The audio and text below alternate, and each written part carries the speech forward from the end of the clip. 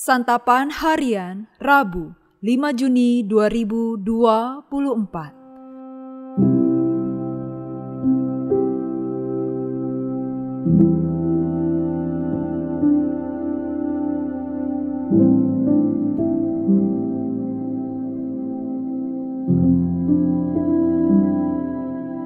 Inilah program Santapan Harian, sebuah program yang mengajak Anda menelusuri isi Alkitab, agar Anda menemukan makna firman Tuhan sesuai dengan konteksnya. Santapan Harian tertuju bagi Anda yang ingin memiliki kehidupan rohani yang segar, kuat, dan sigap.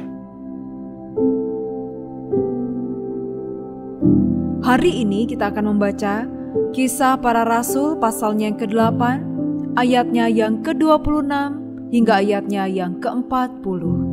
Namun sebelumnya, mari kita berdoa. Kristus Sang Putra Kasih, saat ini kami memantapkan hati untuk merenungkan dan belajar akan firman-Mu. Di dalam nama-Mu, Yesus Kristus, kami memohon. Amin. Kisah Para Rasul 8 ayat 26-40. Kemudian berkatalah seorang malaikat Tuhan kepada Filipus, "Bangkitlah dan berangkatlah ke sebelah selatan menurut jalan yang turun dari Yerusalem ke Gaza. Jalan itu jalan yang sunyi." Lalu Filipus bangkit dan berangkat. Adalah seorang Etiopia, seorang sida-sida istana, pembesar dan kepala perbendaharaan Sri Kandake, Ratu Negeri Etiopia yang pergi ke Yerusalem untuk beribadah. Orang itu sedang dalam perjalanan pulang dan duduk dalam keretanya sambil membaca kitab Nabi Yesaya. Lalu kata Roh kepada Filipus, "Pergilah ke situ dan dekatilah kereta itu." Filipus bergegas ke situ dan mendengar sida-sida itu sedang membaca kitab Nabi Yesaya. Kata Filipus, "Mengertikah Tuhan apa yang Tuhan baca itu?" Jawabnya, "Bagaimana aku dapat mengerti kalau tidak ada yang membimbing aku?" Lalu ia meminta Filipus naik dan duduk di sampingnya. Nas yang dibacanya itu berbunyi sebagai berikut. "Seperti seekor domba ia dibawa ke pembantaian, seperti anak domba yang keluh di depan orang yang menggunting bulunya. Demikianlah ia tidak membuka mulutnya. Dalam kehinaannya keadilan tidak diberikan kepadanya. Siapa yang akan menceritakan asal-usulnya? Sebab nyawanya diambil dari bumi." Lalu kata pejabat istana itu kepada Filipus, "Aku bertanya kepadamu, tentang siapa Nabi berkata demikian? Tentang dirinya sendiri atau tentang orang lain?" Filipus pun mulai berbicara dan bertolak dari nas itu ia memberitakan Injil tentang Yesus kepadanya. Mereka melanjutkan perjalanan mereka dan tiba di suatu tempat yang ada air. Lalu kata pejabat istana itu, "Lihat, di situ ada air. Apakah ada halangan bagiku untuk dibaptis?"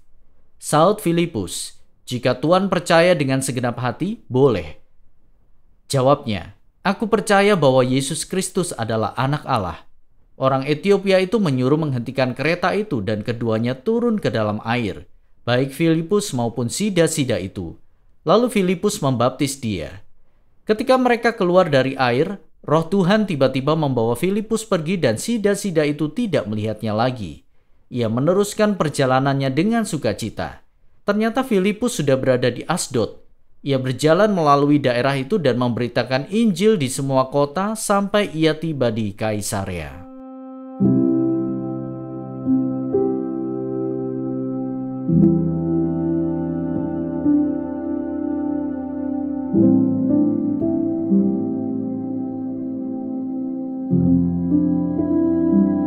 Sahabat Santapan Harian, Filipus adalah seorang penginjil hebat yang telah mempertobatkan kota Samaria.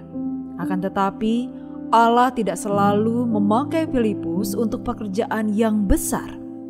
Allah juga memakai Filipus untuk pekerjaan yang kecil, yang diutus ke jalan sunyi untuk bertemu dengan seorang sida-sida dari Etiopia. Dari perikop ini kita dapat belajar beberapa hal. Pertama, Filipus siap diutus kemana saja. Dia baru saja diutus ke Samaria.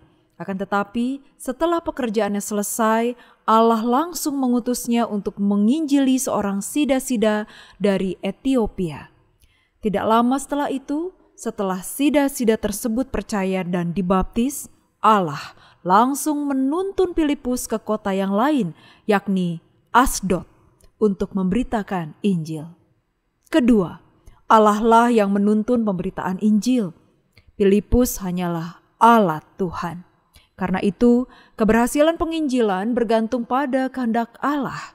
Bahkan di dalam perikop ini, sida-sida yang bertobat dan dibaptis seolah-olah memang sudah disediakan Allah agar orang ini diinjili dan dibaptis oleh Filipus. Kemudian Filipus pergi ke Asdod juga, murni karena Allah yang membawanya ke sana. Ketiga, tidak ada jiwa yang lebih tinggi prioritasnya dalam pelayanan pekabaran Injil. Filipus mungkin saja dianggap sebagai penginjil hebat karena telah berhasil mempertobatkan kota Samaria. Akan tetapi setelah itu, ia diutus untuk melayani hanya satu orang saja. Artinya, dalam pelayanan pekabaran Injil, satu orang pun berharga. Oleh karena itu, semua jiwa sama-sama berharga di hadapan Allah. 3 prinsip di atas dapat kita implementasikan di dalam kehidupan kita. Pertama, sebagai pemberita Injil, kita harus siap diutus kemana saja oleh Allah. Kedua, tidak ada ruang bagi kesombongan jika kita berhasil melakukan pekabaran Injil. Pasalnya, semua itu murni karena Allah yang menjadikannya berhasil. Dan yang ketiga, kita tidak boleh membeda-bedakan orang dalam aktivitas pekabaran Injil. Semua orang punya hak untuk mendengar Injil, bukan hanya orang kaya, orang penting, dan orang yang baik, tetapi juga orang miskin, orang kecil, dan juga orang yang jahat. Mari kita berdoa. Kiranya Roh Kudus menjadi pembimbing dan kekuatan kami hari ini, sehingga kami siap sedia menjadi saksi kasih-Mu, serta berani dalam mewartakan Injil. Di dalam kasih-Mu Yesus kami berdoa. Amin.